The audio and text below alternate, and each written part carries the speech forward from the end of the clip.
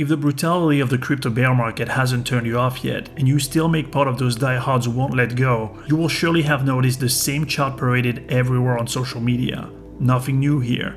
Retail is still drawing lines on charts. Everybody obviously latches onto the same pattern, and all so-called crypto influencers are flashing the wildest predictions out of their rear ends, without any quantified clues to back them up, of course. So to get away from the clickbait BS, I wanted to go over some quick statistical gymnastics with you guys, to see what educated guess could be drawn out of the current phase of this bear using past cycles. So let's get going.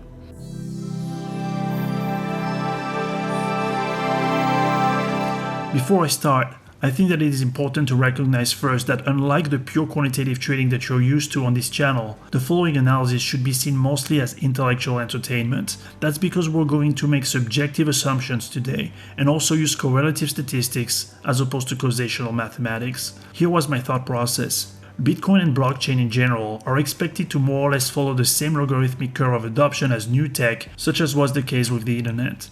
So we can reasonably expect that the price of Bitcoin will follow a waveform that is both scaled down in amplitude and drawn out in duration as time progresses. For that reason, even if the observation of just one bear market is extremely statistically underwhelming to say the least, there might be something to squeeze out of it. So for today, I'll arbitrarily use the death cross, which is a well-known pattern with absolutely nothing special to it mathematically. The only goal with it is for us to use a quantitative reference to base our analysis off of in our comparison between the 2018-2019 bear and today's bear market. And we will try to gauge where and when we can expect to see BTC pull out of the slump. So here are a few comparative stats between both bears from 3 different angles.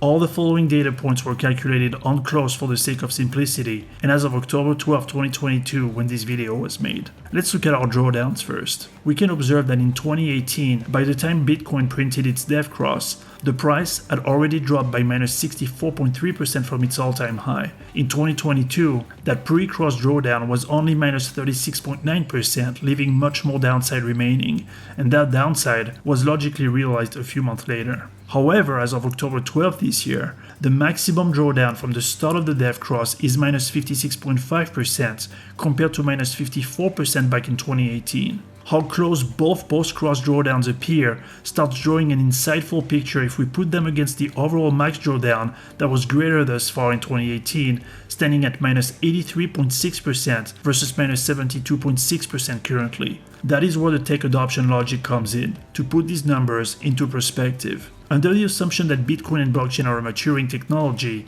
and with the clues that today's post-death cross drawdown is already on par with that of 2018, then it stands to reason that these bears' max drawdown should not exceed the previous one, which should keep us from reaching a minus 83.6% drawdown again. That would equate, by the way, to a price of $11,079.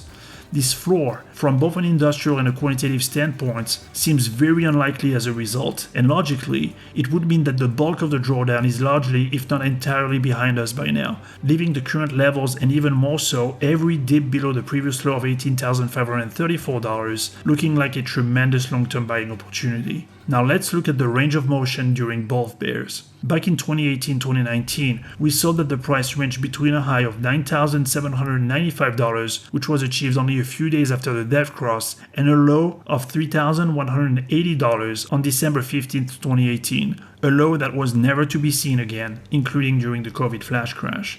By the way, I thought that you would find entertaining to know that the worst spot of the collapse between the death cross in April 2018 and the low of $3,180 is precisely the period when the bulk of their purchase was made by the Soros, Rockefeller, and the Rothschild family offices, just when retail was throwing in the towel. Did anyone say smart money here? Anyway, with an average price of $5,823 during the bear, we can infer a band of fluctuation that ranged from 41.7% above the opening price and minus 54% under it, with an average standing at minus 15.7% under. In the current bear, using the same method, we can see so far that this range stands between $48,123, which was also reached shortly after the death cross, and the $18,534 low touched so far, with an average of $30,531. That is a range of 13% above the opening price, minus 56.5% under, and an average of 64.7% over it. The most compelling stats here are without a doubt that both troughs were found precisely just around the minus 55% mark from the opening of the death cross, indicating that we are already pretty much done with the downside by now. But most crucially, we're currently standing massively below the average death cross price. Assuming an ending average price similar in proportion to the previous bear, then it would imply that with a spot price currently standing in the vicinity of $19,000, Bitcoin's average fair value during this death cross should rather be around $31,700.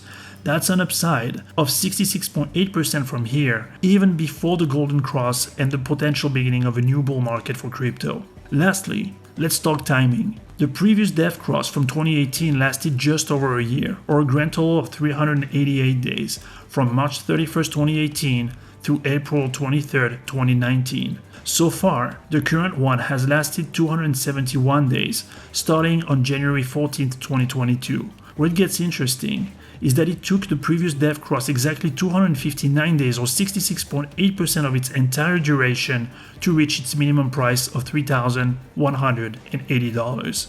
So far, the current death cross reached its low of $18,534 literally 20 days ago, meaning on day 251, or 92.6% into the bear market, which is eerily similar in terms of day count. So first conclusion, if the timing of this bear was to play out similarly to the previous one, and even if we were to print a stop hunting low slightly lower than $18,534 in the coming days, it would mean that we would be looking at a golden cross escape from this bear somewhere around January 25th, 2023. But remember, under the assumption of a maturing technology, volatility is meant to diminish and cycles are also meant to lengthen.